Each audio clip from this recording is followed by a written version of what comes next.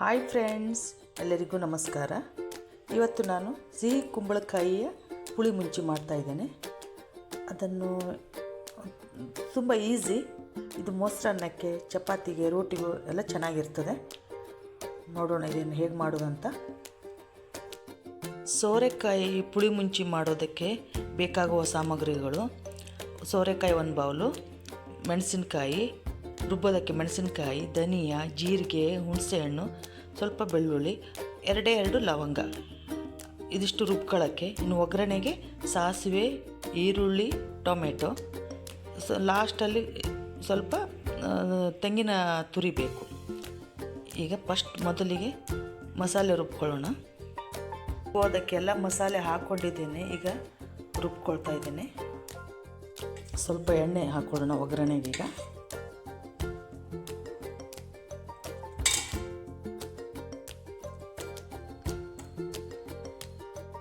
ಎಣ್ಣೆ ಕಾದಿದೆ. ಸಾಸಿವೆ ಹಾಕ್ಕೊಳ್ಳೋಣ. ಕರಿಬೇವು, ಈರುಳ್ಳಿ, ಟೊಮೆಟೊ.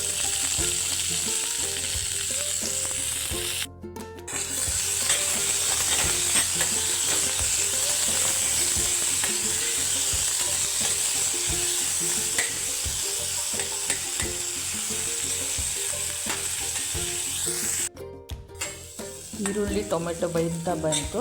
ಈಗ ಸೋರೆಕಾಯಿ ಹಾಕ್ಕೊಳ್ಳೋಣ. ಸೋರೆಕಾಯಿ ಸ್ವಲ್ಪ ಗ್ಯಾಸ್ ಜಾಸ್ತಿ ಅದು, ಅದಕ್ಕೆ ಜೀರಿಗೆ, ಬೆಳ್ಳುಳ್ಳಿ ಸ್ವಲ್ಪ ಜಾಸ್ತಿ ಹಾಕ್ಕೊಳ್ಬೇಕು.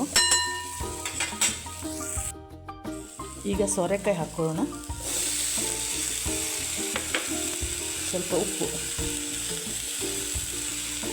ಹಾಕಿ ಒಂದು 5 ನಿಮಿಷ ಬೇಯಿಸೋಣ. ಬೇಗ ಬೇಯ್ತಿದ್ದು, 5 ನಿಮಿಷನೂ ಬೇಕಾಗಲ್ಲ.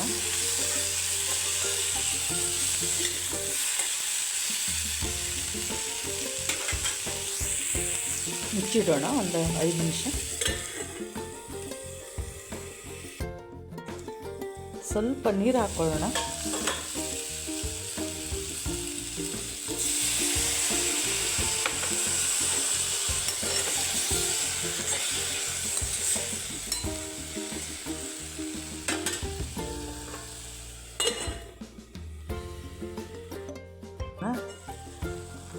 ಸೋರೆಕಾಯಿ ಸ್ವಲ್ಪ ಬೇಯ್ತಾ ಬಂದಿದೆ. ಈಗ ಈ ಸೋರೆಕಾಯಿಯಲ್ಲಿ ಏನಂದರೆ ವಿಟಮಿನ್ ಎ ಮತ್ತು ವಿಟಮಿನ್ ಸಿ ಹೇರಳವಾಗಿದೆ.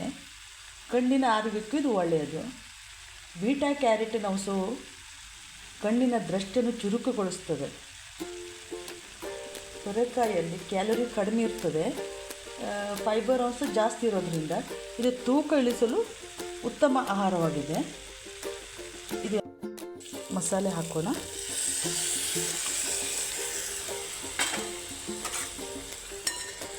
ಈ ಸೋರೆಕಾಯಿ ಸ್ವಲ್ಪ ಸಿಹಿ ಇರೋದ್ರಿಂದ ಈಗ ಸ್ವಲ್ಪ ಖಾರ ಇದ್ದರೆ ಚೆನ್ನಾಗಿರ್ತದೆ. ಎಷ್ಟು ಚೆನ್ನಾಗಿ ಆಗಿದೆ. ಈಗ ಸ್ವಲ್ಪ ಅರಿಶಿನ ಹಿಟ್ಟು ಹಾಕೋಣ. ಸ್ವಲ್ಪ ಅರಿಶಿನ ಹಿಟ್ಟು ಹಾಕ್ತಾಯಿದ್ದೀನಿ.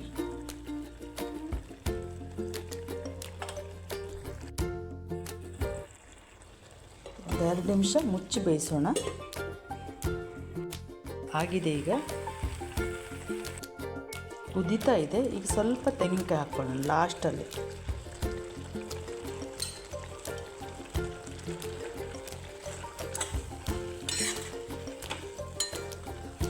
ರೆಡಿಯಾಗಿದೆ. ಈಗ